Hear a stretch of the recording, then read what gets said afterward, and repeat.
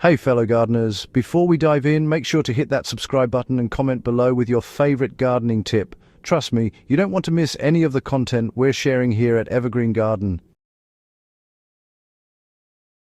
Today, I want to tell you about the single soil habit that completely transformed my garden from struggling patches into lush, thriving beds full of vegetables, flowers, and herbs.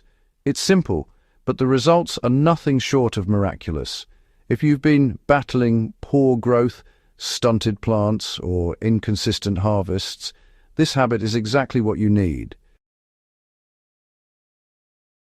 The habit I'm talking about is building and maintaining truly healthy soil through consistent organic enrichment and mindful soil care. Sounds straightforward, right? But there's a big difference between just dumping compost on top of your garden and truly creating a living, nutrient-rich foundation for every plant in your garden. When I implemented this habit, I noticed changes within just a few weeks. Plants grew faster, flowers bloomed more vibrantly, and pests became less of a problem. Let me walk you through exactly how I do it, step by step, so you can transform your garden too.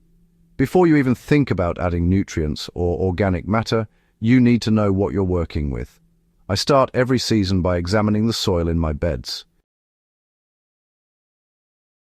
Is it sandy, loamy, or clay-heavy? How does water drain after a rain?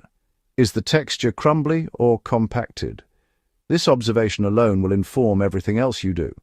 For instance, sandy soils dry out quickly and need more organic matter to retain moisture, while clay soils can be sticky and benefit from materials that improve aeration. Testing the pH is also crucial. Most plants thrive in a slightly acidic to neutral range of 6.0 to 7.0. I personally use a simple soil test kit and keep a record each year. It helps me know exactly what amendments my soil needs to reach its full potential. Here's the core of the habit. Treat your soil like a living organism that needs constant nutrition. Early on, I realized that adding fertilizer directly to plants was a short-term fix. Instead, enriching the soil itself creates a long-lasting, self-sustaining environment. I start each growing season by spreading a generous layer of well-rotted compost over every bed. For a standard 10 by 10 foot plot, I usually apply about 2 inches of compost, gently working it into the top 6 inches of soil. This improves structure, boosts microbial activity, and slowly releases nutrients over time. I also rotate in organic amendments like bone meal, blood meal, or kelp powder, depending on what my soil test indicates.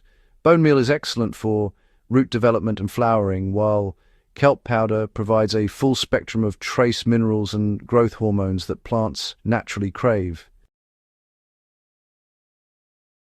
One strategy that changed everything for me was planting cover crops during the off-season.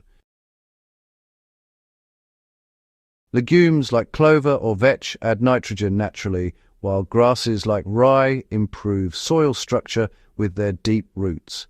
I sow a mix across my beds in late fall and let them grow until early spring. When I cut them down and work them into the soil, I'm essentially adding a free, nutrient-rich mulch that breaks down into the soil, feeding microbes and plants alike. Even if you only have a small garden, dedicating a section to cover crops ensures your soil stays active year-round, which prevents nutrient depletion and keeps your beds fluffy and aerated. Another key part of this habit is avoiding over-tilling.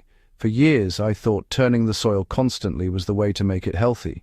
I quickly realized that aggressive tilling destroys the delicate network of fungi and bacteria that keeps soil alive. Now, I gently loosen the soil with a hand fork or broad fork only when necessary, mostly at the beginning of the season or when adding compost. The rest of the time, I let plant roots, earthworms, and microbial activity naturally aerate the soil. This approach reduces compaction, improves water retention, and creates a stable environment where plants can thrive with minimal stress. You know, healthy soil is useless if it's constantly too dry or waterlogged. I switch to deep, infrequent watering rather than frequent, shallow watering. This encourages roots to grow deeper, making plants stronger and more resilient. For sandy soils, I'll water a little more often, but always aim to soak the soil at least 6 inches deep. For clay-heavy beds, I allow the soil to partially dry between watering to avoid suffocating roots. Mulching on top of enriched soil is also essential. I use straw, shredded leaves, or wood chips to keep moisture in, regulate temperature, and continue feeding the soil as the mulch slowly decomposes. This habit isn't a one-time trick, it's a lifestyle for your garden. Each season, I observe how plants respond, adjust amendments based on needs, and continually feed the soil. The difference becomes more apparent every year. Plants are more vigorous, flowers bloom longer, vegetables are tastier, and even the pests seem less damaging. Your soil becomes a living ecosystem capable of sustaining itself while producing better results than any chemical fix ever could. If you want a garden that truly thrives, commit to building and maintaining living soil. Start small, observe carefully, and treat your soil as the foundation it is. Within months, you'll notice healthier plants, richer harvests, and a garden that almost runs itself.